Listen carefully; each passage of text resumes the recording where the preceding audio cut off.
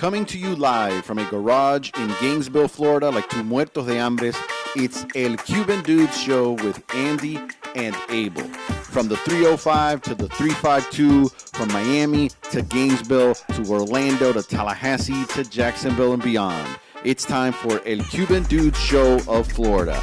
Dale!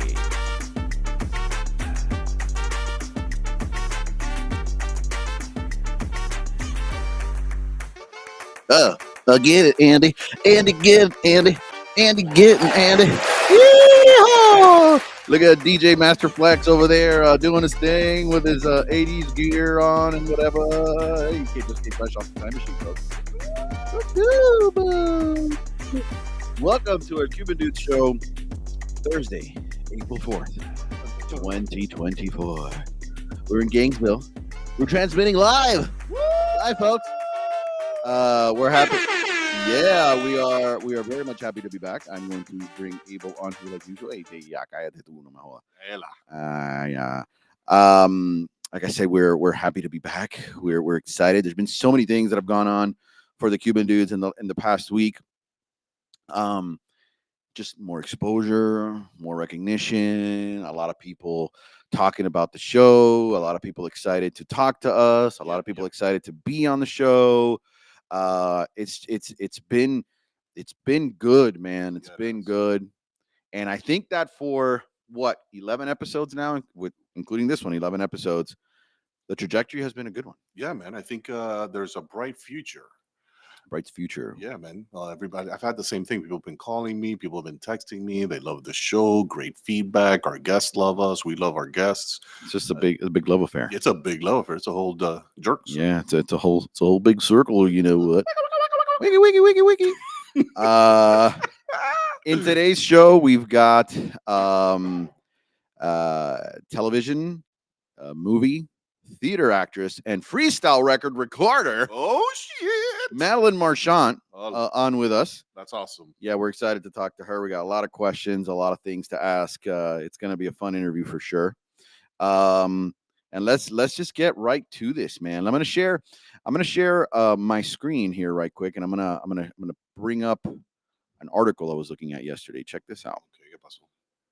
Rebel Wilson says, uy, ¿qué le pasó a Rebel Wilson, bro? ¿Qué pasó? Hold on, Rebel se fue. Espérate. No, aquí la veo. Momentico, espérate. Coño, Rebel me cagó la cosa aquí. Coño, se comió el... Live. Like we always say this every time. There's always something that goes wrong. You gotta love it. Rebel Wilson, my agent. Oh, I get it. I understand. See, we applied a new method, Abel, okay. And these are the dangers of applying new methods. Let's go with that. I gotta put this thing on loop so I can stay on the screen and not drop. Yeah. Now we're learning, bro. We're learning and evolving. Live show, guys. That's the it. Magic of live. Toma, coge lo tuyo. Rebel Wilson, my agents prefer me fat. Roles paid much better. Apparently, there's some kind of Are they paying her by her rolls, or are they paying her by the rolls? By her cinnamon rolls. Cinnamon rolls. You son of a bitch. You're getting to me, man. You're getting to me. You're breaking my flow, Abel. Sorry, bro. Listen. No, but that's what you're here for, man. Yes, she claims that she claims that her agents claim that they were banking hundreds of thousands of dollars in commissions for each film where she played, quote, the fat funny girl. No shit. How does that fucking work? I don't know, but I have noticed that, and I have thought that myself. Okay. People like Jonah Hill, which I know that you have looked up, and and others, which I know you have a few names. Yes. Are people that I myself, I'm like, coño, el tipo lost weight. How's that gonna happen now? Because he's kind of like that fat funny dude. Right. It's weird. No, it is. And so I was thinking about this, Andy. So, coming from a world now that people don't want to have labels, people don't want to be put in a box, and then you're in an industry that pays you to be in a box. It's just like, it feels to me like it's like off a little bit, don't you think? Like, yes and no, but it almost feels like I do get your point. It's like Hollywood kind of prides itself in being like perfect. It's like they are the people that believe the most in science, and they're the people that believe the most in the polar ice caps melting, and they're the ones that believe the most in how to be like the perfect human being. They're always the first to criticize the world when the world is imperfect, but yet they are littered with the P Diddy's, like we've talked about before, the debaucherous folk, and then the people like these agents that are like saying, "Yo, B, stay fat if you want to continue to act in this industry." And I think that's just a messed up thing, man. It's bad. It's bad. I mean, these people are trying to get healthy. They're trying to do well. They want to live longer. They want to enjoy the money they're making. They want to enjoy the money they're making. Those of you that have joined us, I forgot to mention up front, please subscribe to our channel. If you're on YouTube, which definitely you are, because that's the only place we're transmitting right now, please subscribe if you haven't done so. We definitely appreciate it. It helps us out a lot, so please subscribe. Or give us a call, 352-234-4888 if you want to speak to us. If you have any questions, if you want to chime in our conversation, if you want to ask Madelin when she's on with us any questions. You want to cuss us out, that's too.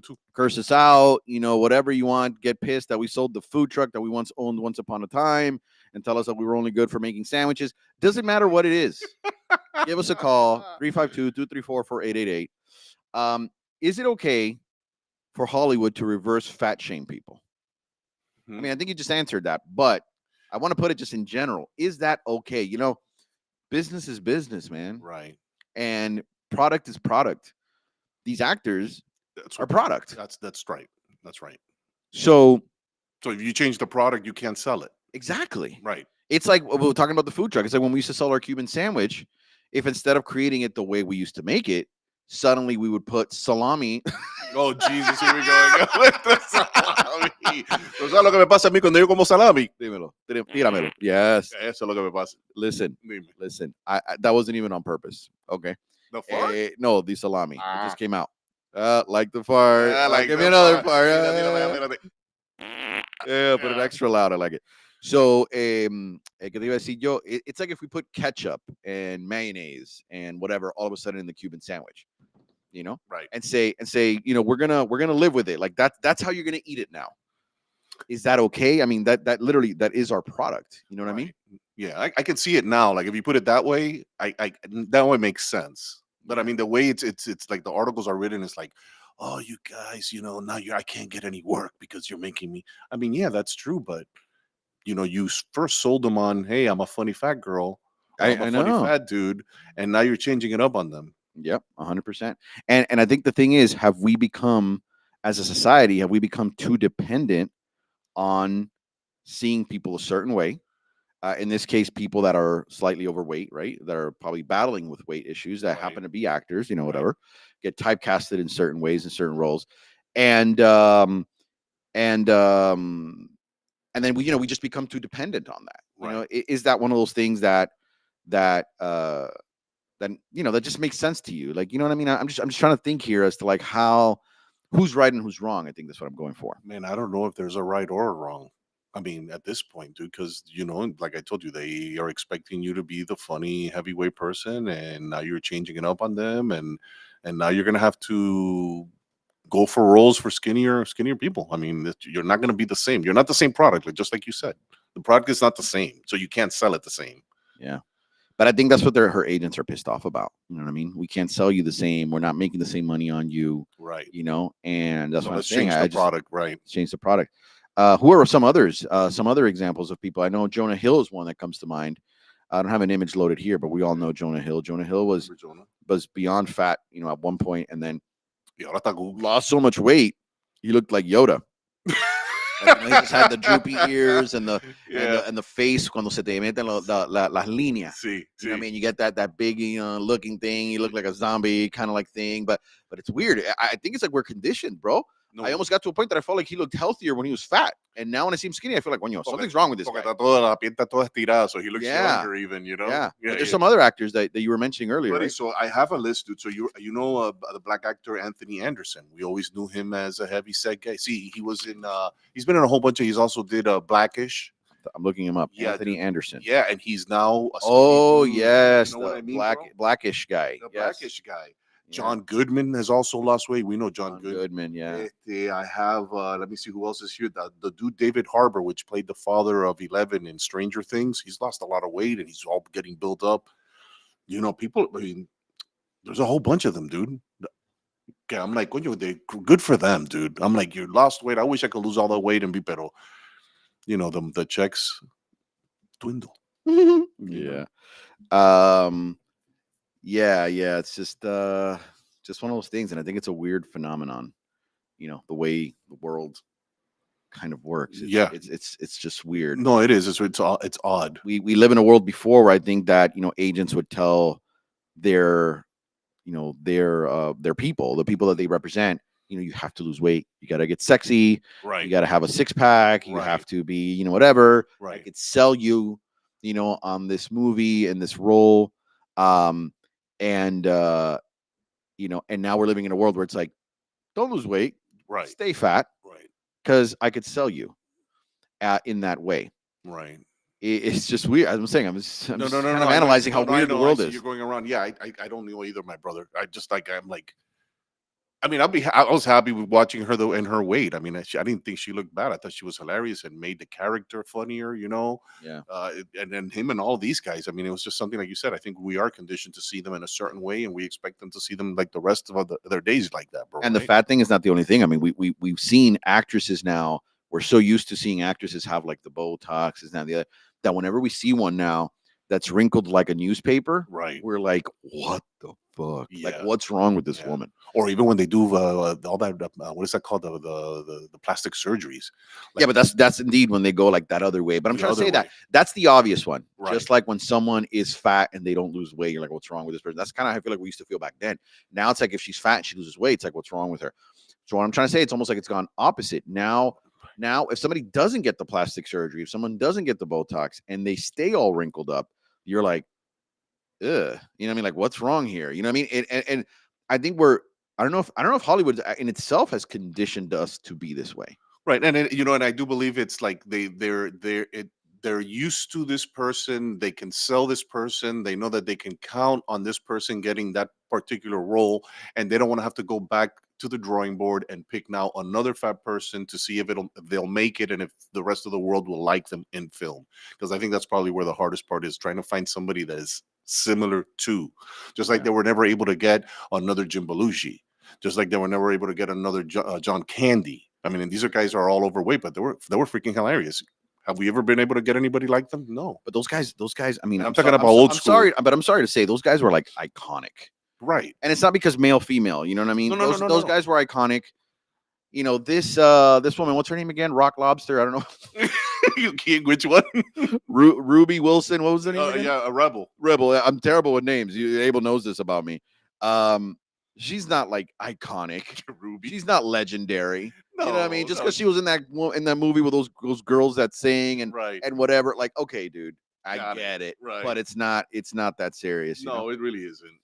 Well, that is one of those things to think about. Right. It's a topic. Okay. I mean, I thought it was interesting to have a little conversation about this because I know that it is a thing. You know what I mean? And I have daughters, and I don't think my daughters will ever be actresses. I don't know. Who knows? Right. But it's just in general. And I do think. Ya que tiene un tío que es artista. Yeah, that's true. but I do think it affects. That's another topic thing altogether. I think it affects women probably more than men. I think so too, dude. I think it's another thing. No, it does because, how old is this girl? Do we know she can't be over probably 30. in her late 20s, early 30s at worst. And women are being fed this whole thing of you have to lose weight, you have to look like a model, you have to, because you have to get married before a certain age. If not, you're an old maid. And those are all the pressures that girls go nowadays, so they starve and they do this bunch of shit. That is for them to be able to reach their goals. And entonces now you got these buttholes that are telling her, oh, no, you tienes que hacer una gorda, métete una hamburguesa porque si no podemos. Coño, so that's bad, bro. Why do you have to wait when I'm downing the beer to say tienes que comerte una hamburguesa? You're son of a bitch. You always do that shit to me. Well, if we only knew an actress who could give us her 2 cents on the whole thing. Oh. If we only knew.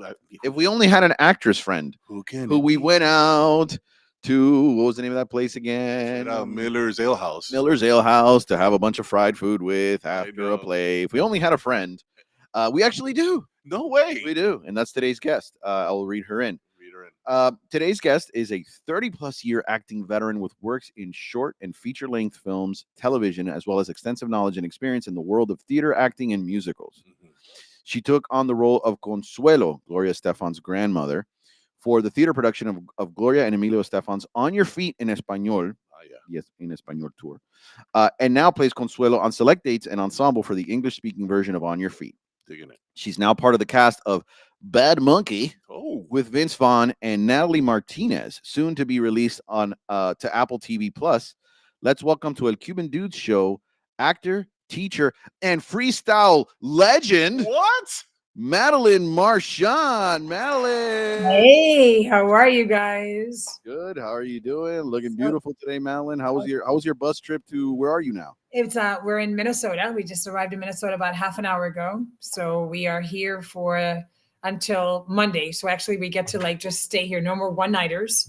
And as we know, the tour ends next week in Hollywood, Florida. So we're kind of excited just to be in the same hotel, walking city. So we're here. But I'm so happy to see my Cubano friends. Hey, I'm happy to see you too. How's the weather in Minnesota? Well, it's funny because the whole morning it was all snow everywhere. I was like looking at snow, and then I fell asleep for about 10 minutes. I woke up and now it's like sunny and the snow is gone. So Snow in April. yeah, it's about 40 something degrees right now, so it's doable. Yeah. Yeah, we've lived in a reality where that's just not normal. I remember we live in Gainesville now, Abel and I, and there was a day I think last year in May where it was like a little cool out, and it freaked me out. I was like, this is not normal. The world is ending. I can't handle it is. I mean, think about it. We're April 4th, and already there was snow, and people were still snowing. And skiing in Vail, Colorado. The Estefans were there for the past 2 weeks, and it's been snowing. So it's crazy how everything's been changing a lot more. Is that why Gloria and Emilio have not gotten back to me on my messages, because they're Most skiing? likely. Yeah, Oh, I'm waiting to. I'm waiting to. Considerate of them. Yeah. All right, Madeline. He gets a chuckle out of that. I know. Madeline, I want to start my questioning with you, kind of going back in time. Okay. To you were born in Cuba, correct? I was born in Cuba. What age did you get to Miami? I was 2 years old. So really, I was raised here like an Americana in a sense, but my parents being Cubanos. My mom and my dad were born in Cuba, in Matanzas. That's where our family's from. Mm-hmm. And I came when I was 2 years old. My mom and I came first, and then my dad came like a year later. Mm-hmm. And we had una tia. There's always a tia that got here before anybody else, and they started bringing everybody over, And my father also, when he came over, he started bringing his part of the family over too. So it was really nice that eventually we were all here, at one point. It's funny you say that, because in my case too, I got to Miami when I was 5, and there was a tia. It's absolutely correct. There was a tia that was here que nos reclamó a nosotros. Abriendo puerta. Abriendo puertas, cerrando heridas. All right, so you get to Miami. Mm-hmm. And how was your childhood like in Miami? I don't want to date you, but I mean, we all know Abel grew up. Early, yeah, in the 70s, the 80s, the 90s. In the 60s. How was your childhood then versus what you see Miami today to be? Great story. My mother went to private school in Cuba, even though she came from a poor family. And this is really, I'm going to share a lot of things today that the world doesn't know. Yes, ma'am. My mother went to a private school in Cuba, but in her off time, she actually helped clean the school so she can pay for her schooling for that. So she made a promise to herself that whenever she had kids, that they would go to private school no matter what. And so my brother was born 4 years after me. And my mother made sure that from first grade on, we went to private school our entire lives. So I do have a brother that was like mid 60s. So my parents were together here. We lived in Massachusetts for like 1 year. My father had worked in radio, as my father was a pioneer in radio in Cuba. He was el gerente de la estación de radio in Cuba, a manager for the radio station. And he loved it. He was younger than my mother. But of course, when everybody came to the United States here, no one had their previous job. Doctors became, noblemen, obviously. So my father, obviously, resorted to working on una factorias, everybody, trying to make a living and so forth. Until one day, my mother said to him, "Hey, there's an opening at this radio station. Why don't you go apply or aplica or something like that?" And he went. It was called a Fabulosa back then, the mid '60s. And so he went and he got the job, and that kind of started to skyrocket him slowly in that world. At the same time, I went to a private school that a lot of Cuban girls went here called Conchita Pinos Academy. So I went to that school for 7 years and still friends are connected with friends from then. And then sometime in high school, my mother decided that the schooling here in Miami, Florida was too expensive. So she packed me and my brother up and we went to Massachusetts, to Lawrence, Massachusetts. And that's where I went to high school. At what age did you get to Massachusetts? 14. So I did high school in an all-girls school with nuns. And those were the most incredible 4 years of my life. And 2 blocks away was an all-boys school, like a Belén. It was like a typical to like the setting that we have in Miami. But that's when I discovered musical theater.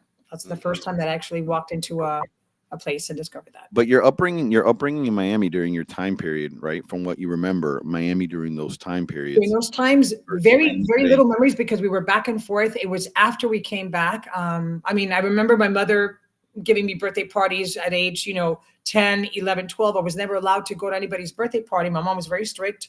I was never allowed to have sleepovers, but everybody could sleep over my house and I would have the most amazing birthday parties. My mother was a single mom. So I did remember learning from her, nothing can stop you. No matter what, you got to keep on working super hard at what you got to do. And she made it happen. So, you don't realize that as you get older, that what you see at home and that parent, saying, "Hi, here's your dinner. I got to go to work again." And then they come back in the morning. "Hi, I got to go to work again." That kind of tenacity that my mother had rubbed off on me. And it's rubbed off on my daughters as well too now. So that's another story too. That's excellent, but that's a great trait to rub off. That's right.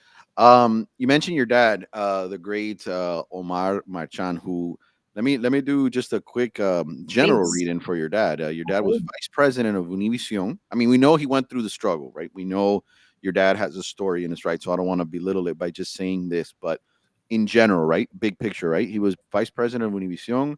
And I know that included a bunch of other titles along with that, I think for special events and this and that and the other and yada, yada. But in general, vice president of Univision, responsible for finding such acts as Don Francisco. I think he was even, I saw the documentary. I think he was even quoted as by Don Francisco saying that he's the one who created Como Dice Que Dijo, which I thought was fascinating. Correct. Yeah. Importing people such as Julio Iglesias to the United States, Paul Rodriguez, and helping the Estefan's career take off. How was it growing up as the daughter of such a man and such a success story? How was that? Beautiful question. I was always enamored by that. To me, that was very like, oh my gosh, this is so exciting. So I can't say that that's what made me get into theater, because theater and what my father was doing was 2 different things. I just loved the spotlight. I loved watching the behind the scenes. I loved all that. And whenever I could, I would hang out with my father and try to go see him and whatever show he was doing. He did a show very similar to Dick Clark's American Bandstand. And that show was on Channel 23 in Miami. It was a local show. But in that show, every week they had a different band that would play whatever, la música de la semana. They would open a show and they would open a song with the beginning of the show. And then somewhere else they would play another song. And then they would have different guests. I remember him having Des Yarnez, Chado, Jose Feliciano. I'm like all these incredible actors that would come on and perform. And that's where Miami Sound Machine, before they were Gloria Estefan, and that's the first time that they were ever on TV. And I know that Emilio has always mentioned that when we've seen each other, it's like the first time that we ever were on TV was on your dad's show, Solo para Bailadores, only for dancers. And he just kept, catapulting himself into something else. He was very creative, always had an idea about something. And that show also had a funny contest called No Diga No. And my father, there he is with Celia. Mm-hmm. He would have a show he would have all these famous people play that game, meaning I'm going to ask you some questions, but you can't say the word no. And my dad would pretty much all the time win. And I got really good at, also playing that with others. So whenever I could, I would hang out, at the station or just backstage, just watching. I was 11, 12 years old. I was still living in Miami. So that was part of the growing up until, for age 14, where I went to high school. And, he was still involved in our life. My parents were divorced, but, whenever I needed someone, he was there. Right. always, he was there. Was it easy? Was it easy being his daughter in the sense, even though I know your parents were divorced, and I don't want to get too much into the personal of it, right? But was it easy being his daughter and kind of living your life because you Okay. were his daughter, or was it something that you still Mhm. went through the struggles of most, people who quote had regular parents that were just regular folks that were in vice president of a network? Okay, that's such a great question, and I'll tell you why. It's a running joke. All my friends that went with me to Miami-Dade College, downtown campus, my father's office was about a 4-block walk on Northeast Second Avenue. Remember that area? So I'm still friends. It's been 45 plus years that I'm still friends with this group of college.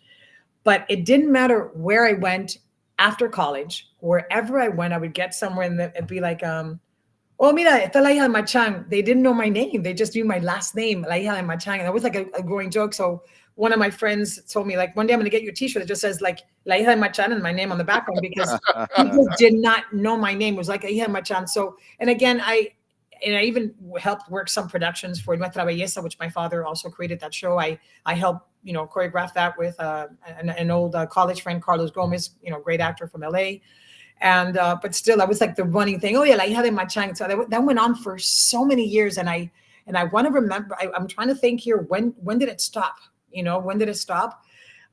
Even though I became my own household name on Univision, without my father knowing that I was auditioning for that job, I became the sports, I would say, expert on a show called TV Mujer. It was like an entertainment tonight type of show. And every Monday, Wednesday, Friday, there was an exercise segment on, like, hola, le habla Madelin Marchant, aquí estamos con, uh, you know, la amiga Rosa, hoy vamos a hacer ejercicio for the butt. You're going to do butt exercises today. And so I did that for 2 years on Univision. My father didn't know I did that I got that job, because I didn't want it to be a good thing or a bad thing. I didn't want his help, and at the same time, I didn't want to hurt me either. So I pretty much got that, and he found out about it after I had signed the contract. Had a great time, funny. I had, Gloria Estefan on one day exercising with me, and a funny story with, trying to play racquetball with Emilio and Gloria. That didn't work out really well since I don't play racquetball. But so it was just a great, time kind of doing things without my father's input there. And then after Univision went over, had a takeover different, and they sold, again, people left Univision. A lot of people just left Univision for Telemundo. They were having auditions for an SNL type of show called, oh my God, Sálvase quien pueda, Run for Your Life. It was very fun, very similar to SNL. I played so many characters, and if you can still find that right now on YouTube, 40 or 50 funny sketches of that. My father did not find out about it until I had booked the role, and I had booked the role. There was only one other Cuban actor who passed away, very famous actor cubano, Eddie. And so my father, I told him after the fact, why did I do that? A, was it a surprise? And B, I did it on my own, kind of thing. Right. So that was it there. So I really can't say hey, can you help me with this? I really didn't do that very much. Did I? But why didn't you? I'm curious about that. Why didn't you cash in on your dad's popularity and the connections that he had? I think it's just mainly because I didn't want to get a no. Like, what if he said no? Right. So like sometimes you don't want to put yourself in a situation where that might be the thing. And I also too wanted to be in front of the camera. I wanted to be on stage. I didn't want to be a producer. And I worked many shows backstage, when they needed somebody, like, hey, can you help con producción, or just even like, renegating all the actors for a show, let's say, working backstage. I did it. It was great. It was a paycheck, but that's not what I wanted to do. So right. I think, and again, thank you for touching upon that comment that we have talked about in the past when I was growing up. I think I just didn't want to be told, que no me dijera que no. I didn't want him to say like, no, that's not a good idea, or you shouldn't be doing that show. It might not be good for your career. And it was a great time, but yeah, I think it was a choice. I think now that I'm looking back, it's like that choice of like, yeah, I did it on my own. That's fascinating how much the possibility of a rejection of a parent could drive your entire career, which all of us, when we get to a certain age, right? I mean, we look at our career as our entire existence, right? Yeah. And just the possibility of your dad saying know, and especially the kind of relationships that girls have with their parents. I know because I have 3 daughters of my own. I know that. I mean, my daughters have said to my face before, I didn't want to ask you, Dad, because I didn't want to disappoint you or something like that. I know daughters have a special bond with their father, so I do find that fascinating, and that's a great point there. Yeah, I want to add to that too. My father wasn't happy that I was getting into this career at all. Mm, So in his very subtle ways, which were not that subtle, like telling me one day, I think was like, oh, they're offering classes in, what is it, typewriter, whatever at the time, and data entry, probably, right? probably he goes, you can make great money as an executive secretary. I go, that's good, but I don't want to do that. So I think he was just trying to guide me because he was living the business. He knew it. He knew how hard it is. And he probably knew behind the scenes how men Abs- spoke about female Absolutely. actresses, and That's your very, dad didn't want you to be a part of that. That's right. absolutely. And I really think so. And was that hard? Absolutely. But at the same time, looking back now, I'm like, no se lo debo a nadie, honestamente. Like I've done every single thing on my own. People, yes, of course, people have opened the door slightly. And maybe now later in life, people have actually, as I spoke to someone today, has actually pushed me into a pool that was, I wasn't ready to get into. But my father, again, very creative in his own world and something like that. But again, I was getting more into the theater. I wanted to do musical theater more than anything for such a long time. I didn't want to do production, but of course, then I became a teacher and I produced and directed shows for 21 years. So funny about that as well. Do you think that's that and talk about your dad in general, right? I know the relationship with your dad is your relationship. Your father's always your father. You see your father, everybody sees their own parent different than the outside world sees their parent. So when I use a word like such a great man, right? Yeah. That's me saying that in general, which I do believe. Maybe, of course, you likely believe that about your father. Just because your parents are separated doesn't mean anything, right? Yeah. Your dad in general is a great man, right? He did a lot in business and he brought over a lot of talent. So he definitely made a lot of impacts, especially as a Hispanic. I'm very proud to not only know his daughter, but haven't really learned more about his story. But do you think that such a man has gotten the kind of praise that he deserves in this business? Do you think that when your father passed away earlier this year, do you think that your dad passed away feeling in his heart that people really appreciated what he did for them? Well, every time, again, this is to me. So personally, every time I would run into somebody that, worked with my father, or even my father passed away January 5th, complications of, pneumonia. So it was very, very sudden. But the hundreds of messages that I received, Yeah. and most of them are, if it wasn't for your dad, I wouldn't be here today. Thank God for your dad for pushing me to the, like, it was like one after the other. It was like almost like a copy and paste of the same messages from different people. Yes. So I know for a fact that people do appreciate him. I definitely wanted to bring all those people together as a celebration of life and have them talk about it. I would like to hear it because I wasn't there for every single person. Some of the people that would reach out to me, I don't know them. And some know me, but they don't, I don't know them. So I think he was very happy what he did. He was very proud of himself. Whenever he met somebody, it could be in a restaurant. It was just great. He would just say, that I know fulano de tal, I actually, whatever. Then, like he was very proud of himself and he was not afraid to show it and tell people about it. If he met you and started talking to you, bueno, tienes que mirar un video que tengo, and I have this video that, talks about, and it's great. And I don't think the world knows how much impact he had, So I think I think I would love to be able for the world to know more about it, The El Festival de la OTI, which is a music festival, is going to be giving away the Visionary Award every year to someone who is making, strides in the business, and they're gonna name it after my father, which is beautiful. That's to give it to somebody. It's a beautiful thing. But at the same time, I would love to be able to hear these stories now that I'm still alive and well, to be able to hear the stories. What did my father do? How did he help you? ¿Qué te dijo? And like, the stories are wonderful, and people have written me super long, beautiful conversations of what he did, and they remember him kindly as a father figure. So it's really, really nice about that. That's excellent. Abel, I'm hearing a little bit of an echo. I think that went away. No, it's probably from her computer. It's fine. It's not a big deal. I don't think it's actually, I don't hear it anymore. Okay. So, Madeline, we're going to take a very quick sponsor break. I mean, it should be no more than a minute. And when we come back, I want to talk about the fascinating freestyle career of Madelin Red. Sounds good. Madelin Red. Okay. We will be right back, guys. We're here. We're joined today by our guest, Madelin Marchant, the actress, theater actress, and once again, freestyle legend. Madeline, I love saying that, Madelin Marchant. We'll be right back with you, Madeline. Thank you. Enable Properties is a boutique-style real estate and property management company located right here in Gainesville, Florida.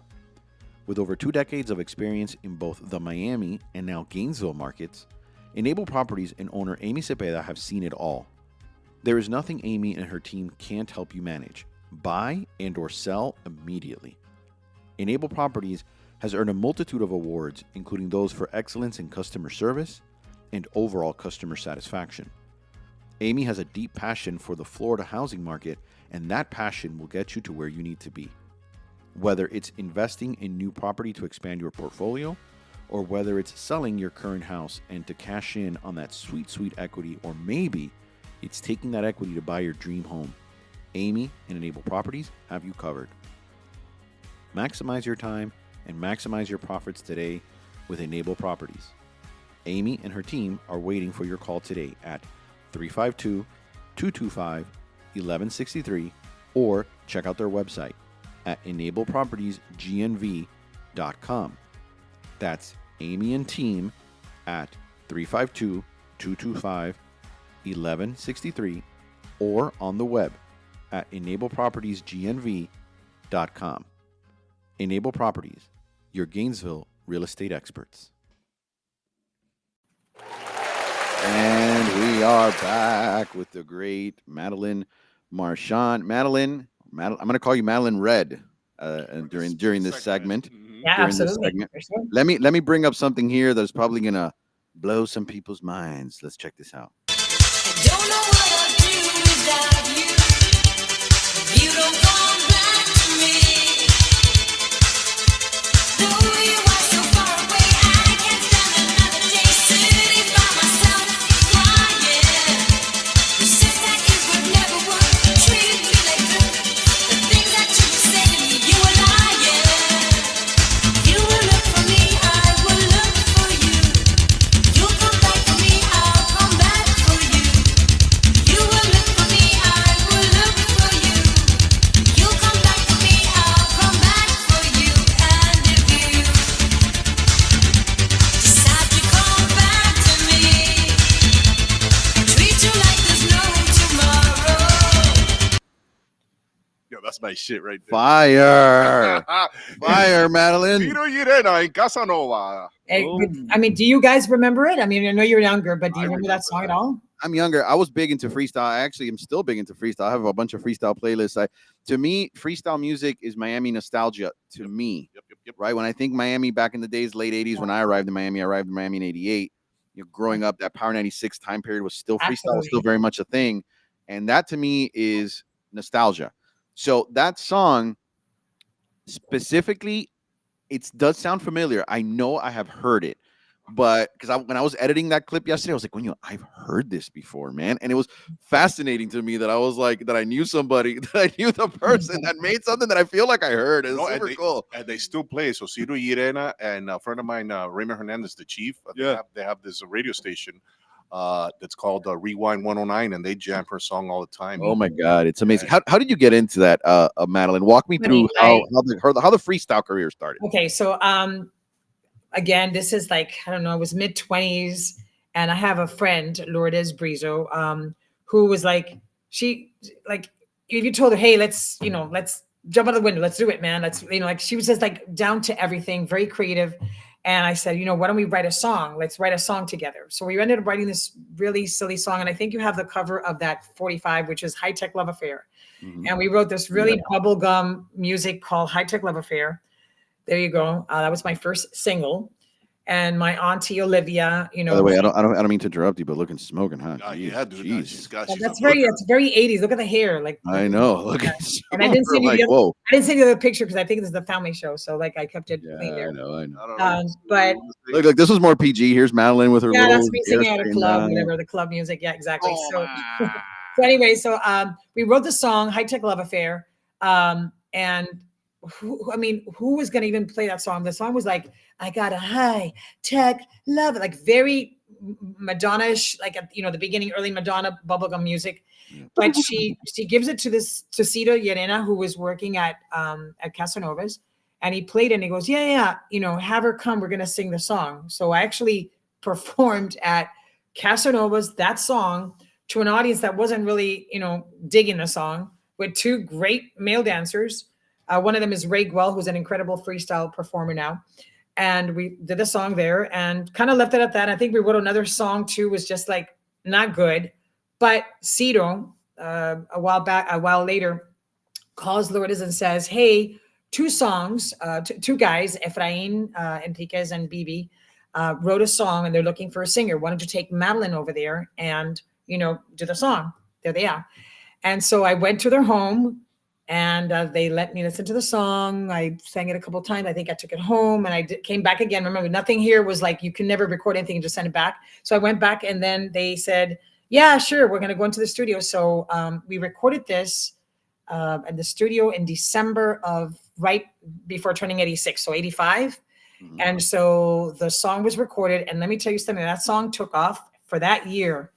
Almost every other weekend, we were picked up in a limousine and taken to a club to play this song, to play that song, That's awesome. and had an amazing time. So I played in all the great clubs, Backstreets, 1235. 1235, they played the music a lot. Never got to perform on that stage, but we're talking at Parallel Bar, every single club. We even did Uncle Charlie's. I mean, there was every single. Uncle Charlie's. Yeah, we did every single club, and it was just so much fun performing the song.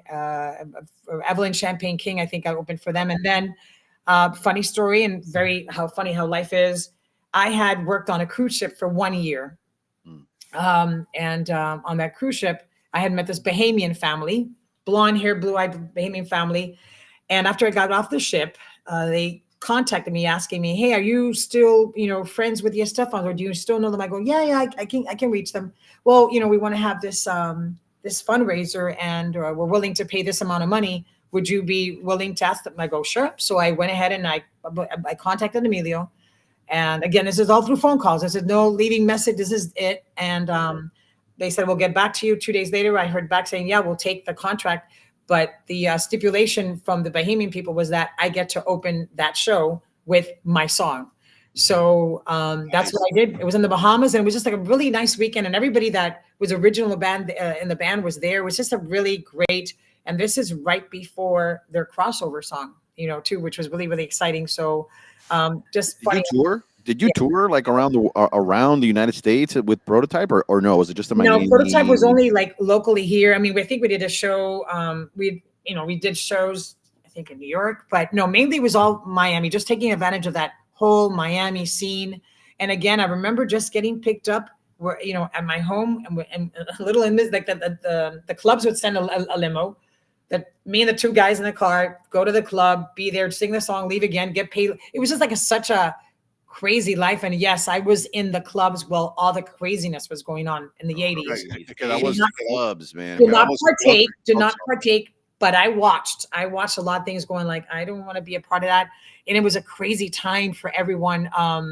But it was almost like this time of life that people just didn't care. They did whatever they needed to do and nobody kind of cared. Like then 10 years later, they're like, oh darn, what did I do again? But is there going to be a resurgence of this? I almost, freestyle, I think, is making a comeback a little bit. Charlie absolutely, and with the albums as well. And I wanted to mention about that too with the song. The song did great, but believe it or not, that song still on the lunchtime lively mix every Friday, Power 96. That song kept playing. I mean, it's been it was 86, so do the math, how long that song gets played. And it finally, one day I got a call from somebody, I'm in the car on Sirius Radio, on Pitbull Radio, your song is playing. So it's been all over the place. And I did not know that it used to be a very popular song for all the gangs in Chicago. So if you look up the song on YouTube and you look to the first original record is Orange, and you look at all the comments range from 7-8 years ago to like 6 months ago, people saying, oh, I remember, waking up in the morning and my mother playing that song, or like I remember, in my car and the gangs and the Cheat Town. So it was very popular. So the song did really, really well, and it still get played. There was also a copy in Germany, so I have that copy at home as well. So the song really did well, pretty much everywhere. What I want to do that has never been done, and I want to do it now at my age now, but a nice little story here. I want to do a music video. I think it's Oh, about yes. time to do a music video on that song. And it's just, I don't know, just I have a really great idea, but I think it would be a lot of fun to kind of bring that up now. We you want know? to be extras in that music video. Like we just want to have a scene where we're Oh, just absolutely. kind of like knelt down, kind of doing like a wannabe kind of gang sign, like you know what? And you Let's know do the what? background. You're it. You're hired. You're going to do a cameo. Okay. Oh my God, that's gonna be so awesome. No, I really want to. I would like to be able to pinpoint and just. I love it. I think that's a great idea. You're done. You're hired there. That's so cool. So that's it. So I didn't tour, but the song gets played. You can find it on Spotify, on Apple. It's everywhere. And of course, I haven't performed in about a year now, but pretty much every year I get a phone call either from Cedar or somebody else producing saying, "Hey, would you like to come to the club, especially like at the Renaissance, and play the song?" I didn't perform at Alcazabas. I mean, wherever they asked you to perform, it was great. I also did a remake of a song that's very popular. That was Madeline Kane sing called "You and I." So that song I did it with one of my best friends, Ray Guel, an incredible freestyle artist who has a bunch of hits. Mhm. So we also want to collaborate and do something else as well there too. So Yes, Madeline, please. That Yes, yes, is yes. excellent. I'm Sure. all about that. I'm living for that right now. for That's sure, one for of my sure. things that I'm definitely gonna keep a pulse on. So, but what was the end goal, Madeline? What did you think when you were doing this? I mean, I see your spirit. I know you're somebody who drives to to beat I something. honestly Right? That's didn't think it was going to last any longer. I mean, after that, I did get an offer to work with Ray Martinez, who had a song called "By Pushing." You have driven my love away by On pushing. jams. So that song is I recorded the second part of that, which is called "When Push Comes to Shove." You can still find that now too on compilations of albums too. So that's another song there too. So I did that for about 2 years, and then of course I started kind of finagling my way into I got married, I had babies, and then I ended up taking a job as a drama teacher for the middle school in Miami, Florida, in the public school system, while still acting in my free time, whatever that was. And so I did that for 21 years, and it was the best times of my life, especially that I got to mentor. Like I said, I took kids from braces to brains. That's what I figured. They come to me at age 10 and a half, 11, and they leave when they're 14. But still, That needs a round of applause, Abel. No, Wrong one. Abel. dude. Abel. there you go. Madeline, that was all Abel right there. Not It's okay. Sorry, that was It's the other okay. side. It's okay. It's okay. So it was just really nice to inspire all these kids to love theater and continue doing it. And now 21 years later, I'm still in touch with many of those students. Whether they're in my life right now, and talking now. We're going to segue into On Your Feet, and then we'll talk about the fact that I get to share the stage with a student that was in my middle school drama program.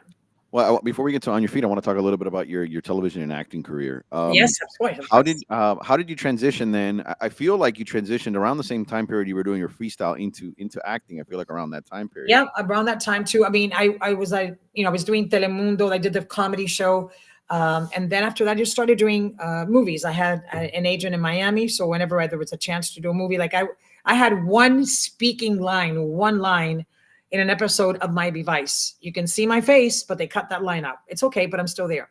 I searched for this episode and I couldn't find your scene. One eye Jack, but somebody's got a picture of that. It's somewhere there too. So I had one line that I said to Philip Michael Thomas, "Anything else to drink?" And I was wearing like a bathing suit with heels. It was like really very 80s. Oh, I would have wanted to see that. Yeah. So I started doing, like, let's say, extra work in this movie here and extra work in this movie there too, little things like that. Of course, also doing theater. I started doing theater and, have an extensive resume of doing theater in Spanish, theater in English, still continuing, even though I had babies. And at the same time, I continued going to school, and I eventually got my master's in theater education as well. So all this was going on in my life. But so I just kept doing theater until just literally, like, what I'm trying to say is that in theater or in movies, you just keep going to the auditions. back then it was not virtual like we get to do it now. They send me a script and I do it at home right here with my ring light. I send it out and then they'll let me know whether they want to see me again as a callback or they want to see me in person. Back then, if you had an audition, you had to call in sick to work, go to the audition in person, wherever it might be, and then come back again. So it was a lot of just the time constraints of going back and forth. But I did a lot of, like I said, extra work here and this here and a line here and a line here until just started doing, better and bigger roles in movies. And one of my bigger movies that I did a few years back, it's called Sorority Secrets. And it was on Lifetime. It was like your typical Lifetime movie. Yes. women supporting other women. Was there a pumpkin patch where the girl fell in love with the guy? No. This is not Hallmark. This is Lifetime. This is where I'm sorry. That's no, right. That's Lifetime Hallmark. My people apologies. kill, people cheat, people do not good things here. But at the end, it's a very women oriented franchise. The Lifetime. Lifetime is all about women, overcoming adversity. Mhm. And so I got to do a Lifetime movie, which to me it was on my my bucket list. I want to do a Lifetime movie. And I've done horror movies. I mean, I have a bunch of things. I'm on IMDb, so you're welcome to watch movies there. Short films here, short films there. I did a movie called El Balsero, which is based on the true story of the first balsero that left Cuba. And I want to show a quick clip on the scene in which you're in, if you don't mind. Sure, it's a very short scene, but this is, and let me let you know what happened in the scene, Yes, so ma'am. you see what's going on here. So El Balsero, which like I said, he's still alive, and he's the one that is narrating the movie. He has a friend who is very, very strong against the communists, and the mother had warned him in the morning, don't go to la protesta, do not go to the protest. And at the protest, he's fighting. And El Balsero tells him, calm down. And they turned fire and they shot him. So this scene now is when they're bringing his body into our home. Totally unexpected. I'm thinking my son did not go there today. And I find out that my son was killed. So Yes, ma'am. Loading it up.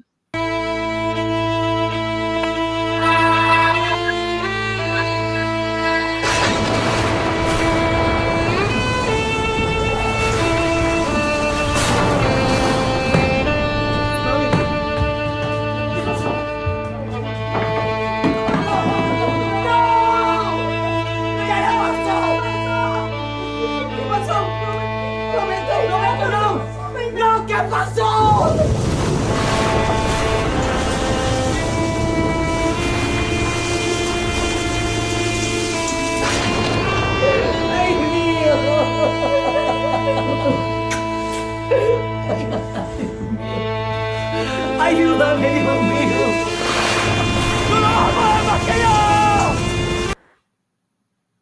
Definitely an impactful scene, especially in today's time period in which we live in, where Cuba is under so much. It's always been under turmoil, but it's just been under such a microscope lately. So Yeah, definitely. Madeline, I want to ask you a question. So, how do you get ready for a scene like that? Because that's a very intense scene. Yes, thank you. That scene, the other lady there, the older lady there that was crying in the scene, that's one of my best friends from college. We met in college on the first day of college.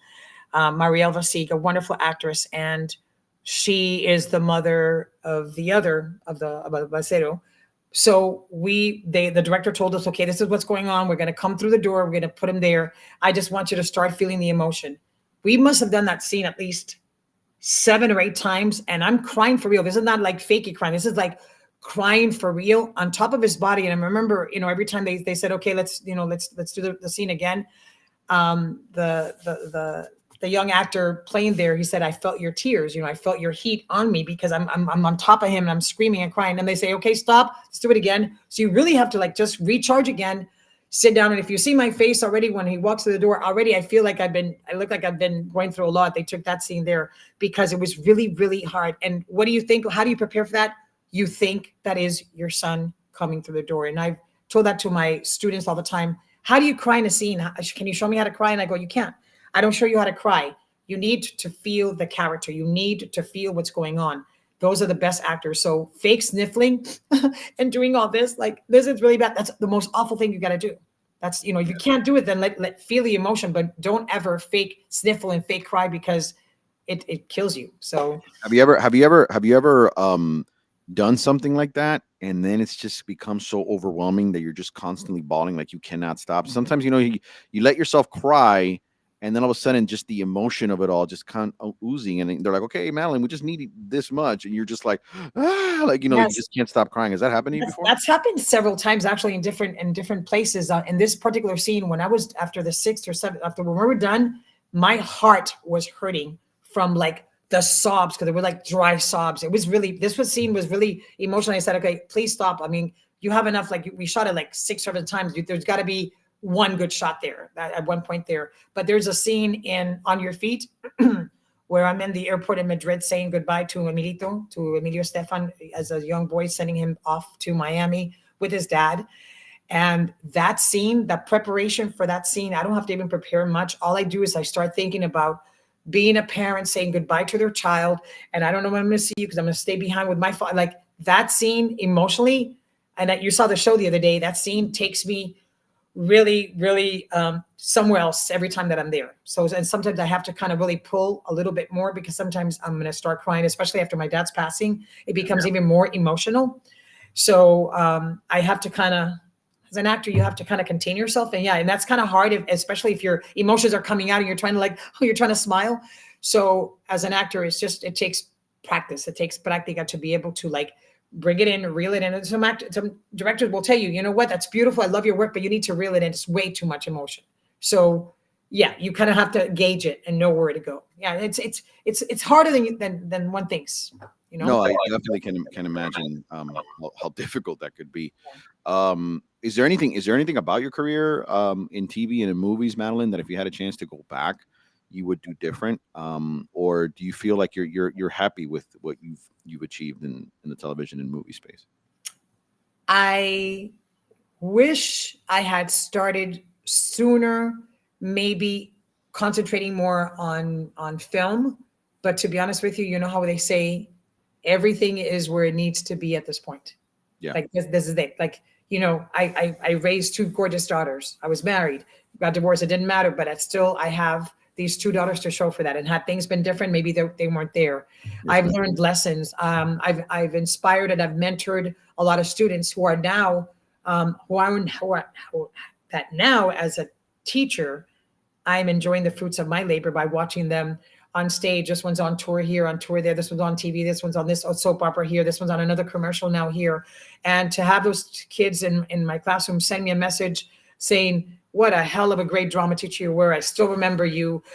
You were so impactful. Or parents leaving messages here and there on my pages, on my comments, just to see that keeps me alive. So I think I'm exactly where I need to be, and I'm just getting started. Right. Yes, ma'am. That's right. Yes, ma'am. Is your is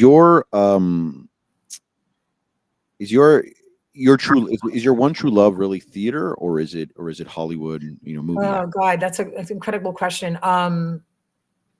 Every time that I do a scene on stage, you know, especially when I play Consuelo, which is that was my mother's name.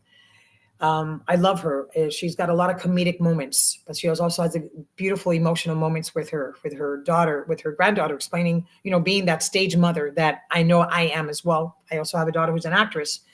So imagine, you know, whenever I play that role, I'm like, that's it. I was born to play her. And I would be happy playing her for the rest of my life because she gives me so much. That character has so many momentos. You know, you saw the show, you saw how she goes all these different places, how she travels back to Cuba, to the Tropicana, to see her daughter sing and realize like she made a mistake by not pushing her to be stronger, you know, to doing that. And that's one of my characters in the show. That's because I play ensemble. So I play like 7, 8 different times that I'm on stage. Oh, that's a different character. Yeah, For some reason, I thought that was also Consuelo. My fault. No, Consuelo's here. She's your gray-haired, There you go. good-looking woman there.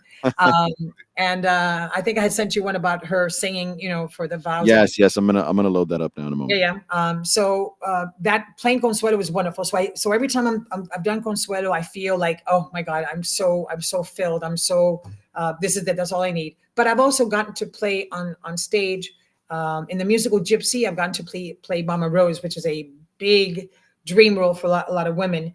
I've gotten to play that role as well. So I've done different things in theater that I want to do. Do I still want to do a couple more? I would love to play Camila in the Heights as one role that I have not had a chance to do. But then at the same time, when you're doing an acting scene, like, and we'll talk about this upcoming series. Can I start talking about that? Yes, now? ma'am. Of course. Okay. So, Actually, do you mind? Let's leave that to after on your feet, if that's okay with you. absolutely. Yeah, for Yes, sure. I think that makes sense for the flow of everything. Because I So, definitely want to highlight that. yeah, we can talk about On Your Feet a little bit of how it all came to be. Let Okay. me bring up your video really quick of you singing as Consuelo, if you don't mind. This is at the end. This is the what they call the mega mix, which is like the bow for the Yes, show. ma'am. Okay.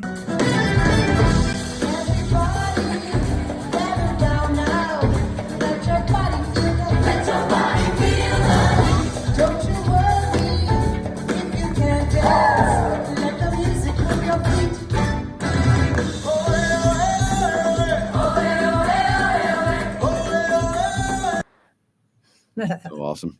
A lot of So fun. cool. Really a lot of fun here.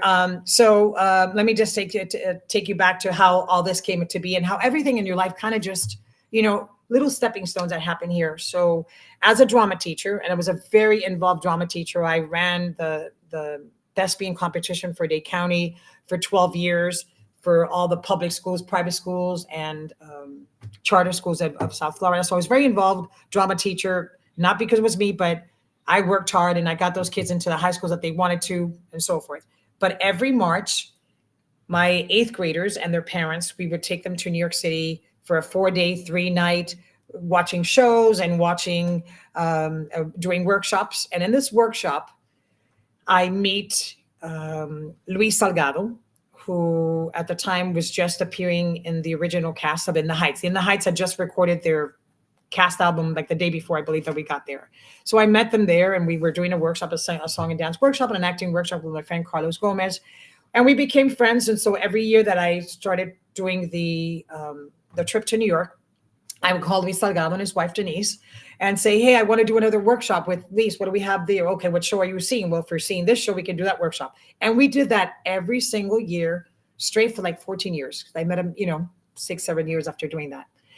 And so that, of course, they never saw me perform, but they knew that I was an actress and I wanted to do that. Of course, I would post here and there. I'm in this show. I'm in that show. I'm in this series or this commercial and so forth.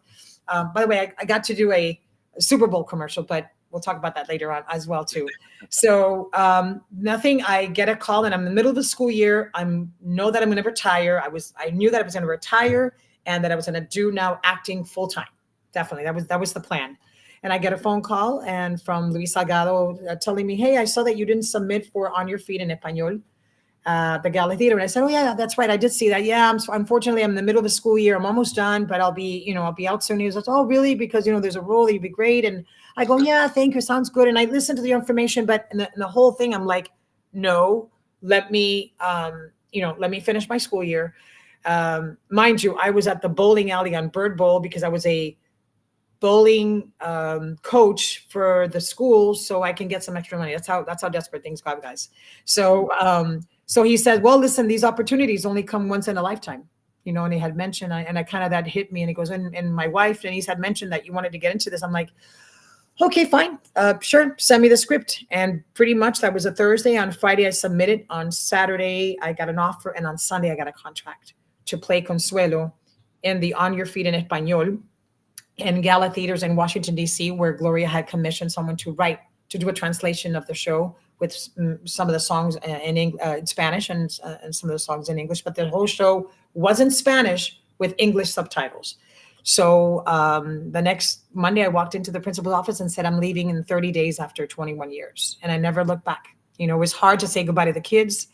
But at the same time, I knew that this was what I needed to get myself propelled to what I wanted to do. And that really, really did help me out here. So spent a month in New York preparing the show, went to Washington, D.C., had an amazing, amazing time there. One of the things that I was able to bucket list as well is not only did I get a mention in the Washington Post for the review, I also got a picture in the Washington Post with that review, which is wonderful. Emilio, Gloria, and Rebecca, her sister and the husband came to see the show, very emotional because it was in Spanish and they got to hear it. They did not recognize me in my wig until only after I went into the after party and I said, oh, my father says hello. And when they asked me, who's your dad? I'm like, Omar. And he was, oh my God, Madeline. And was like back and forth. I knew it was her. It looked familiar. It was a great moment. So there we are with everybody in the cast there. Luis Salgado is right there with the white shirt. And of course, Emilio. And then Samuel, who plays Emilio in the show, and Gloria on that end there. So it was a really amazing time there. And the best thing was that I asked my father to come and see it. And my father, 88 years old at the time, kept saying no and no. And I was so discouraged because I'm like, Papi, the show is in Spanish, por favor, will you come? No, no voy a ir, estoy muy viejo, whatever. And I said, I mean, I really, and I think I was on for 4 weeks and I was telling him every single week to see it. And he was like, no me lo preguntes más, I'm not going to go. Don't ask me anymore. It's, it's too much for me to go. And I don't know what happened to him. And I had talked to my brother, Omar, who's been a great supporter also in my life to continue. He's always seen the bigger picture of me going forward. And my father finally, I said, Bobby, can you just do it for me? Just for me. That's all I'm going to ask you, just to do it one time. And my father, believe it or not, on the last day of the show closing, Oh, wow. got on a flight by himself, came and picked him up at the airport at the airport in Washington, D.C. We got on a train, met my daughters, had some lunch. He saw the matinee and he went back that night. But he finally saw me and he was so enamored. And from then on, my father would not stop telling me how amazing I was. Did you think your dad made the flight to bring some newspaper clippings to show you some data entry jobs that you might qualify for? No, I think that trip just kind of honestly, in a way, shut him up in the sense of like, he's always called me a luchadora. He's always called me a great mother, always called me like a great teacher. He's seen how I struggle, how I go here, how I fly here. Everything that I do, I've done it for my kids. And I think after seeing me on stage, seeing the standing ovation, seeing the people scream when she came out for her vows, seeing all that, I think it finally just hit him like, wow, this is what she wants to do. I think at her age, I think I should like give her the blessing. And he finally did give me the blessing. And you're very talented, Madeline. That's I mean, at the Thank end of you. the day, you're fantastic.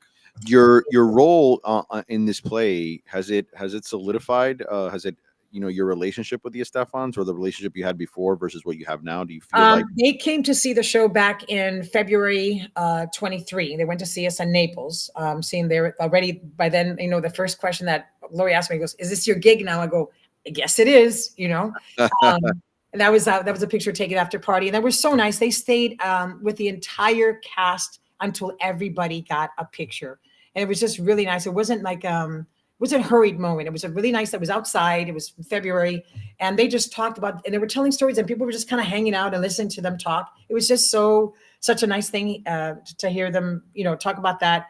We saw that Gloria has been putting a lot of messages on our On Your Feet Broadway posts that people are putting on. So it's really exciting that it's coming also to the end of an era for them. The tour is finally closing. This is year 2 of the second tour. The first tour came out a few years ago, and then we are closing out this tour here. So with that being said, I did Consuelo. I found out that they were having auditions for On Your Feet tour. I obviously wanted to play Consuelo. And Luis Salgado, the same director that directed us in Gala Theater, also was choreographing and directing this one as well. I auditioned. I got a callback for Consuelo. I did great. It was a Zoom callback with all the creatives there. I was so excited, feeling really great about myself. And then I find out a few weeks later that someone else got offered the role. And I was in Spain with my daughters, vacationing. It was a 3-week vacation for us to celebrate many things. And then I cried for maybe 5 minutes and was like, okay, fine, I'm in Spain. I'm cool, I'm whatever. And then about a week later, I got an email asking me, offering me to be ensemble and understudy Consuelo. And of course, yes, why not be on a national tour of a Broadway show? I mean, you can't get any better than that. So we are now, today we're in our 100th city. I've done more than 260 shows, and we will close next week in Hollywood. And the Estefans are planning on attending one of our shows next week. So that's exciting too, for them to kind of see how all this ends up as well too. There you go. Now you got the button right, Abel. Yeah, dude, I'm so sorry about Yeah, that. and I want to say that, in the show, of course, whenever I'm an understudy or a swing. So if somebody's out or the person that's playing Consuelo is, sick or for vacation or whatever, I get to play the role. And so every time I've done that, it's been such a moment of like, this is what I'm meant to do. Like that's what you say to yourself. Again, look at the story that we're saying in this. You saw the show the other night. What a story! What a story of perseverance, of the American dream, of never saying no, especially us as immigrants. So it's such a great story. And whoever hasn't seen the show is missing a lot, because there's so much more. Plus, aside from that, we realized like I had forgotten that Gloria had written this song. I'd forgotten that they produced this song. There's so many hits that we grew up with and our parents grew up with, When we went out after the show the other day to have dinner, I admitted to you, I said I'm not a fan of musicals. Like I'm one of those people that, Yeah. that somebody breaks out into music and I'm like eye roll. I'm like, oh God, but I really enjoyed, like I actually enjoyed that show. It was a good time. I honestly was having a great time there, and I think that says a lot, because people like myself that don't tend to give musicals much of the light of day, if you will, Yeah. to actually have a good time, enjoy everything. The songs, of course, are familiar, which helps. I know what the actor or actress is about to break out into. I just think it's a great production, and the finale is phenomenal. I mean, Yeah. forget about it. There was And a lot very of people that were getting very emotional. I saw a lot of people crying. It was a fantastic show, man. Yeah, it takes you on a lot of little trips, memory trips, and thinking about your parents saying goodbye. So it doesn't matter how old you are or if you speak our language or not, because we performed in South Dakota. We performed in the heart of the homeland, and people still get emotional. They tell me, "Oh, I think," because everybody has a story to tell. Everybody has an immigrant parent from somewhere. If you're Italian born, your parents came here, obviously, still immigrants. So we are the melting pot. You can still put yourself. You can still put yourself in the Estefan's shoes, as to, like, the struggle and what Absolutely. they went through and stuff like that. Yeah, and never saying no, like believing in yourself and knowing your product. I mean, Emilio is a shrewd businessman, and I commend him. And I think, so many people have watched the show and said, like, God, I wish I had seen this story 20 years ago when I was starting my business, because you tend to do it differently there. And so that's the story. So it's been an incredible path here. And I just wanted to just say that one of the wonderful things too about the show is that every night I have a little ritual with, a high five with my past middle school student, Kristen Tarago, who plays Gloria Fajardo. She plays the mother. You got to meet her the other day. So isn't it crazy that here we are, we talked about auditioning, and then, so many years later, here we're on stage and touring in the same place, staying in the same hotels, and just really enjoying it, Yeah, one of my many questions, I decided just for the time's sake, not to ask it, but one of my many questions to you was, if you've had any students that have had, mega success along their career, or mega success in the sense of who they are as an individual, being on a show like On Your Feet, Gloria Estefan's production. I Right. mean, Well, besides a lot of Kristen, people's is a mega success, no yes, matter what. absolutely. Well, I had one of my first group of students. She was on for 11 years. She was on Days of Our Lives. Camila Banos, beautiful. Una Latina Bella. She played Gabby, and she's got a huge following. Right now, I have one student, Katarina McCrimmon, who is the lead in Funny Girl on tour. And it's the first, there was a big write-up about this, saying how unfair it is to give a Latina the role of a Jewish girl. But like they said, she went into that room, she auditioned, and she deserved the role, and she got it. So she's on tour now at the same time, so we're all on tour. Another student of mine is also the lead in My Fair Lady. Annette Barrios is also doing that too. So here we are, all of us are on tours and national shows. I've got a student opening up in Cabaret, New York. I've got another student doing Hadestown on tour. So many people and so many kids that are just doing shows here or regional here or commercial. I have a student who's done at least 20 regional commercial, Nelisa Nieto. She doesn't stop acting, but at the same time, she's just got this gorgeous face. So she's done every single commercial you could ever imagine and keeps on working. And these kids are still in my life. But at the same time, how about those that did not continue in theater, but they're still in my life, but they're the most incredible kick-ass attorneys and they're doctors. So, or they're having babies and they're parents now. So to see them, post pictures of their babies, I'm like, oh my God, I can't believe that. So I'm very blessed. I think I've had a really, my career has really circumvented now to a certain place now. And I always said, we live 3 phases in our lives, 0 to 30, 30 to 60, 60 to 90. I want to live the next 30 years amazingly. I have met somebody who's like my partner in crime, my soulmate, that I want to spend time doing things that I never maybe got to do in the past with, whoever I thought I would spend the rest of my life with. So I'm really excited to, share that time also with that special person. Is And that soulmate Vince Vaughn from no, You're great. I'm gonna bring that up again because that definitely deserves to be brought back up again. All right. That's very funny. No, but I'm just we kidding. can talk now that we're segueing into Bad There you Monkey. go. There you go. Amazing. Yes. Great opportunity. Again, my agent from Miami, Tammy Green, had sent me an audition back 2022, height of pandemic. I was like somewhere in, I don't know, Georgia, Florida, somewhere in that. I was like, hey, can you just help me just record this thing? And it was like the role for a mother. But do you understand, as a Latina looking person, how many roles of mothers I have played or I have, submitted for, that you don't get anything? And so I submitted. Really funny. It was a great character. Did not know anything about it. I just do what I'm told. Here's your script. Please submit it before this time due. That I finally did it. 6 weeks later, I get an email from her saying, did you check your emails? I'm like, yeah, but I guess I didn't read correctly. She goes, did you not understand that your first shorts? I go, oh, great. She goes, no, you got this. I'm like, I do? Oh my God, how great. Great. When do I shoot? Yeah, you're shooting a couple of weeks. It was in the middle of a gala. I was going to be in gala, and was like, oh my goodness, no problem. Let me see what happens when that time comes. But the day later, they called me and they said, look, the people have COVID, so they're going to switch everything around. Can you shoot on Friday? I'm like, actually, yeah, I can call in sick to school. I did that. And the night before, when they sent me the call sheet, I'm looking down the call sheet, and I looked down and I realized, like, producer Vince Vaughn. Wow, that's interesting. Oh, producer Bill Lawrence. Let me look that person up. Oh, wow. He created Ted Lasso. He created Scrubs. He created, Spin City and Cougar Town. And then when I look at the list of all the actors, I realize that Vince Vaughn is one of the actors.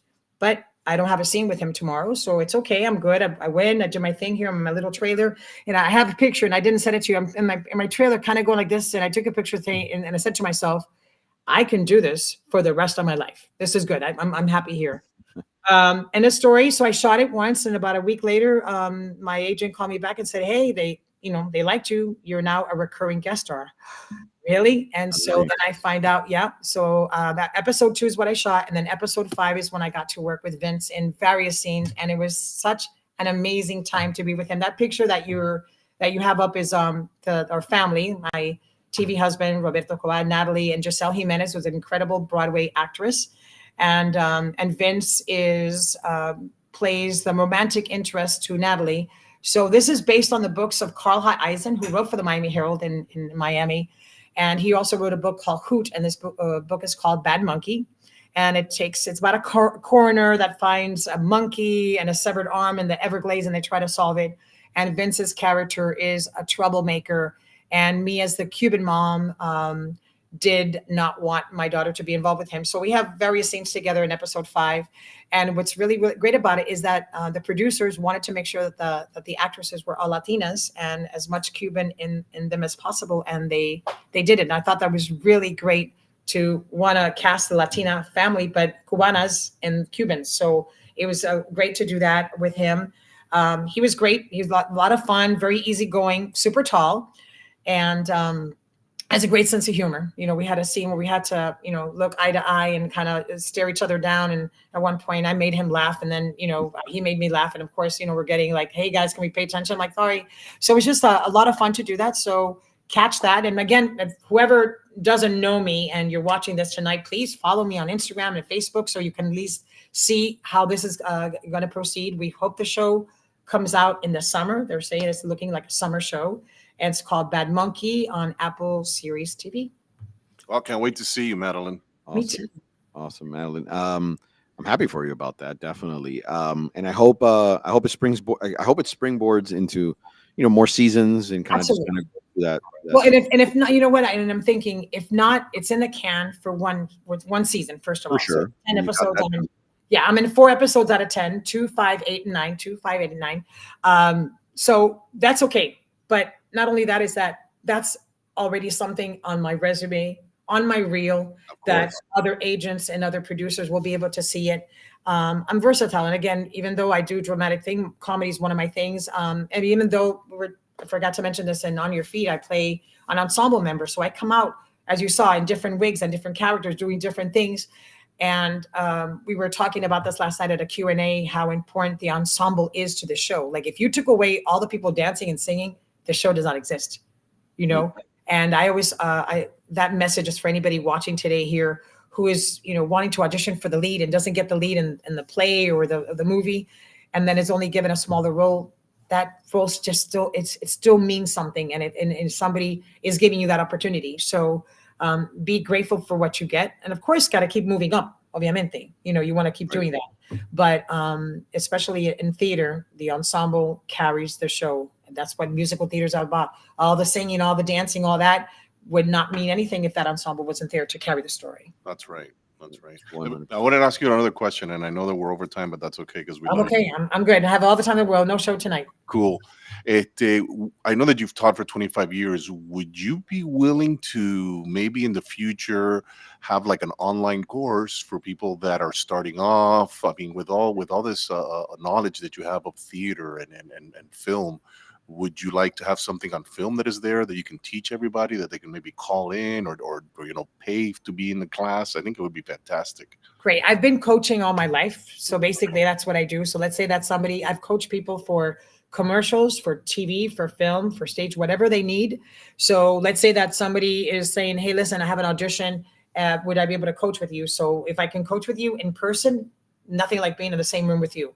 But if we can't be in person, I can definitely coach, through Zoom. And I've done that for so many people, and even a FaceTime, worst case scenario, depending where we're at. So I would love to do that. Also doing a master class. I would like to do things in person. I love virtual, especially if you live in another city. But if I'm in Miami and I can do a workshop about, certain things or certain tricks, on stage, I would love to be able to do that. Absolutely. Absolutely. And for many years also too, I did summer camps, in Weston. When Weston was just beginning, called Showtime for Kids with a great business partner, Melissa. So I was able to do workshops with kids about kids. And I need to drink water for a second. No, don't Tranquila, dale, que nosotros hablamos aquí un Look, poquito. I got. Uno está tomando algo. ¿Qué te iba a decir? Parece que le pegamos el catarro. Yeah. No,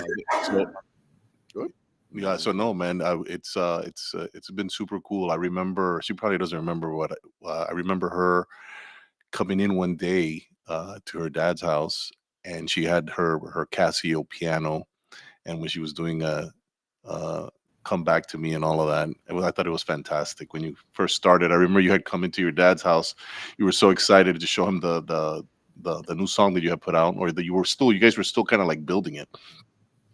Wow. And yeah, I remember that back in the days, man.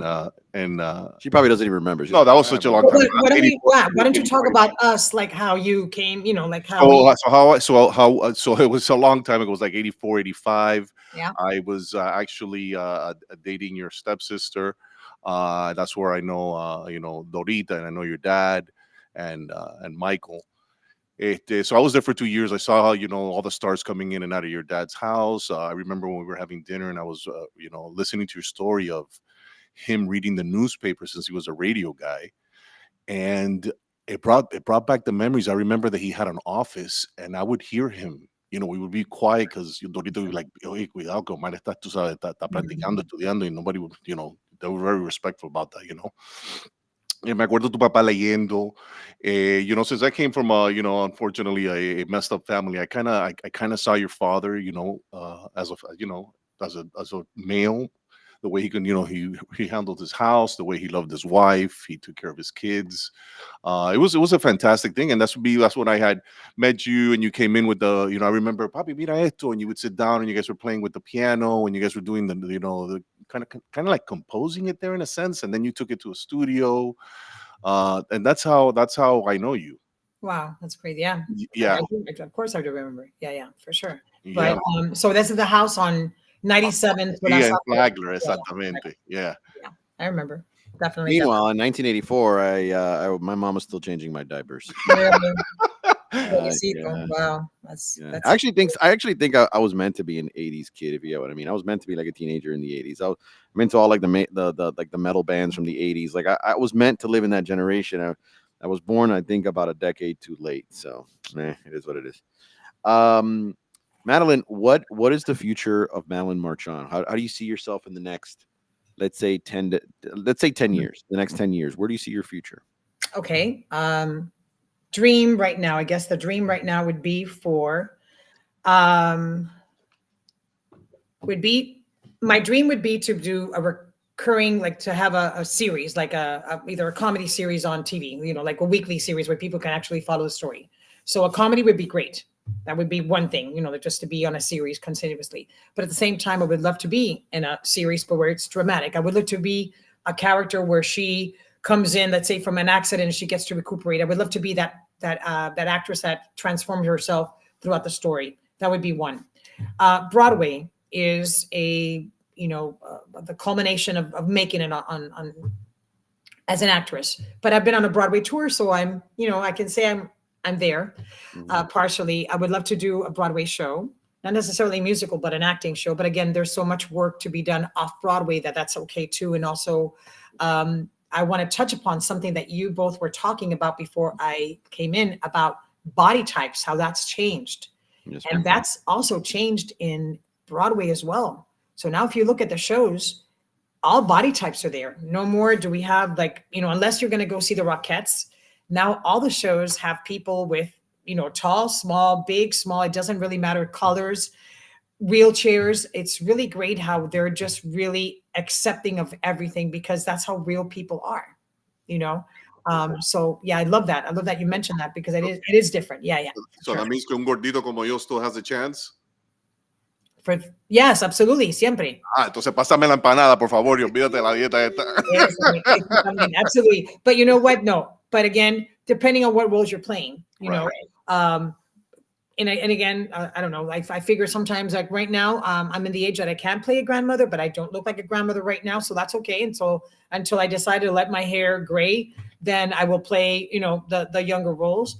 I want to do something with my daughter. I do have two daughters. Rebecca is an actress, and she's incredibly funny, and a great dramatic actress too. But we both have that fun craziness to us. So one of my dreams is to do a project with her, me playing, me as the mother and her as the daughter, or at least in the same show as mother and daughter that's one of my dreams, which was like, on the road here too. My younger daughter is into, criminal justice, something else there. And so that would be for me, I guess. So basically, and also I am writing a few plays right now. Awesome. You're I feel like your voice has been strained from all the acting with Oh, no, not at all. No worries, Madeline. No worries. Tranquila, mi amiga, que estamos entre familia. Yeah, for sure, 100%. No worries. Yeah, I I can't imagine the life of an actor, of somebody that works in theater, and just that constant grind of that next thing, It's that insecurity of that next thing. it's you know gotta what I be mean? it's gotta be tough, especially what she's doing there. In a bus, in a plane, in one city, another city, 2, 3 shows. That's gotta be. Professionally, I've worked the life of a contractor before, and I know that I'd be nervous in the past when I know that a client of mine is about to end a contract. And imagine when you are an actor, you know what I mean, having to just it's like you're constantly living that life. You're constantly living that contract life. Anyways, Madeline, we were just making small talk here as you were having your I hear moment. you. no Yeah, my worries. voice is kind of like, oh, but it's like, Don't worry. We're about done no, but anyways. it's But I funny wanted because we didn't do a show today. We've been on the bus for 9 hours. So we've been like kind of chill, but I also don't the know. change, going from one climate to another climate sometimes affects as well. I know That's that. for weird. sure. Well, sorry to all my listeners. Yeah. We love you, Madeline. God, my voice. If you my come back to Me me, come back. It's funny. Okay, I got this now. Madeline, I'm gonna give you the last word. We're about done with our interview here. Yes. It's been a pleasure having you. You've been so awesome to give us your time. Yes. And we really do love you. I'm giving you the floor so you could go ahead and promote anything, say anything you want to say out loud. Absolutely. Here you go.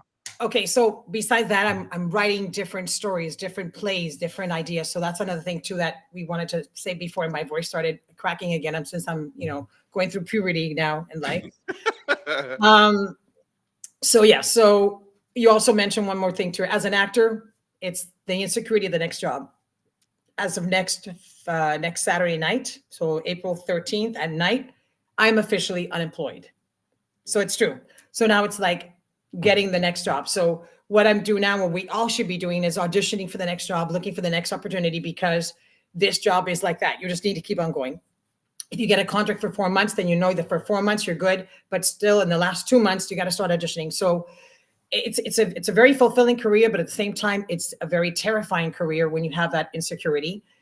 You know, I always believe in people. If you want to be an actor, go for it. I have a degree in, BFA in theater. I have a master in education. So if I wanted to go and teach again, I can. Not in my plans right now. Can I teach a master class in college? Absolutely. Do I want to? Yeah, sure. I would love to share my knowledge.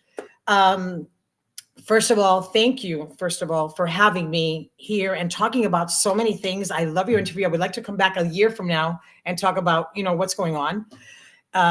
For just opening up certain things and just being able to share with the world and everybody who's listening today. Thank you for that. I want people to definitely, again, follow my story. I would love to be able to comment. If you're an actor and you have questions, please message me and I would love to help you and guide you and give you ideas. Definitely there. And shout out to all my family and everybody that's watching, and my daughters, Jose and Omar and Catherine and my daughters and everybody else who's been watching today. Thank you so much for that support. And you too, the Cuban dudes, you are family. You will be in my video, I promise. Thank you. All right. Even if you're, sitting in the car being really bro, I'm okay with that. And your families are beautiful. You have me here, and your daughters, if they keep on hanging with me, one of them is going to want to be an actress. So you got to be careful about that. But it's been such a great experience. So again, follow Bad Monkey, follow Madelin Marchant, and just keep looking, because things are coming and things are just beginning right now. And I'm really excited about my career. And I thank both of you with the biggest Cubano hug for just supporting what I'm doing and believing in me. And then how fantastic how this life has brought us together one more time. And you can't get rid of me. No, we Oh, won't. and we certainly don't intend to. Let's give a round of applause to Madelin's final word. Madelin Marchant. Everyone follow Madelin at Madelin Marchant on Instagram. And on Facebook. Yeah. On Facebook, look her up, Madelin Marchant. Madelin, once again, a pleasure, ma'am. Thank you so much for your you. time. I love you guys. I Bye-bye. love you too. Thank you so much, Okay. Madelin. We will talk. Bye-bye. Thank you. Bye. Thank you. That was Madelin Marchant. Another round of applause once again for Madelin Marchant. Great job, great actress, great a theater personality, Great stories, great dude. story. I mean, to be the daughter of Omar Marchant and that whole thing. Those I are big mean, shoes, boss. Those are definitely you see those Hollywood stories all the times of people that can't live under you can't get away from their father's shadow, and Omar Marchant is somebody who not only casted a shadow but had a shadow that dragged other big shadows with him. And that's the beautifulness of that story. That's Yeah. what I had spoken with her. I said, man, it would be so fantastic. One of those stories that she should write. She should do something about her dad, because the gentleman was just fantastic. How killer would it have been if we would have started this show 5 years ago and the Cuban dudes would have had Omar Marchant on as well? You know what I mean? That Daughter would've been son, excuse me, daughter father combo. Daughter, father, That would have been amazing, because he is definitely in. And you know what? Madelin is not shabby. Madelin has done her thing. Oh, she's working. Madelin has killed in theater. She's doing her stuff in the movies. An educator, which is very important. Educator, and just like Y más buena gente que el carajo, para que yeah, for real, No, for fuera de real. juego. Humberto Ferrer, dale, good show. Thank you so much, Humberto. Thank Thank you. you so much, fam. Oye, and just like Rene Lavan mentioned this week earlier when we spoke to him, just acting is one of those lines of business that just because you didn't kind of kill in the first half doesn't mean you can't kill in the second half. That's what's up. So watch out for Rene Lavan. Watch out for Madelin Marchant. A ver, Cepeda. A ver Cepeda. I was gonna tell Madelin. I was gonna say, look, the only thing about this class that I want you to achieve with Abel virtually is I need you to turn him into the Hispanic Leonardo DiCaprio. Yes. Yes, and I Rogelio. Have you seen? Rogelio. Have you seen what is it? Jane the Virgin. Oh yes, Rogelio. Dude, you could have played that guy. I could have played Rogelio. I think you could have. I think I might have probably pulled it off. I think you could have. I think that dude might be a little taller than you. That No, dude looks super like he's tall. about like 6'2" or Yeah, something. and much skinnier. Yeah, but still, But I could have done they Rogelio. could do some Photoshop or After Effects on that gut and had you all in shape for that role. I just spoke with Oprah. Oh, brah. Yeah, bro, I downed all like 600 episodes of that show. I Dude, felt so like did we. My wife and I couldn't stop. yeah, it became addicting. I never thought I would. I know we're going off on a tangent here, but I never thought that I'd be able to enjoy a soap opera type show like that Yes, the way I yes, enjoyed that. Yes, show. I loved it, dude. I think that show was Excellent fantastic. writing, Yeah, excellent buenísimo. cast. Anyways, guys, thank you so much for tuning into our show today. I think we had an excellent show, Subscribe. as Humberto mentioned. Please subscribe. If you're on our YouTube right now, please subscribe Help to the our Cuban channel. dudes out. That's what helps us out. That's what keeps us going. We promise to have more guests. We have digital creators coming up, influencers coming up, people that are sponsored, athletes coming up, other actors coming up, Artists. artists, musicians coming up as well. I mean, the list is starting to fill up of Yep. people that are interested to come on our show. Yeah, we're working on comedians as well. Comedians. So, and you guys out there that are listening, if you know someone or have a friend of a friend who knows someone who's a famous guy, an entrepreneur, someone who's just doing something cool, man, because we are having somebody in a couple of weeks that's just building a new product, a new brand, female entrepreneurs that are Hispanic. So it doesn't have to be an actor, an actress, it doesn't Right. have to be a singer, musician, just somebody who's doing something really cool. Doesn't even necessarily, I want to point this out, doesn't have to be Hispanic. Just, as long as they understand that the Cuban Dudes show is a vibe, they want to be on here with us and have a conversation, please go ahead and refer us to them, get us in contact with them, and we'll take care of the rest. For those that are still watching, thank you so much for tuning into our show today. It's been a great show, like I mentioned before, and we will see you guys next week. Peace. This has been El Cuban Dudes Show with Andy and Abel. Please make sure to subscribe to our YouTube channel, youtube.com/@Cuban Dudes, and follow us on Facebook and Instagram @Cuban Dudes. Thanks, and we'll see you next week.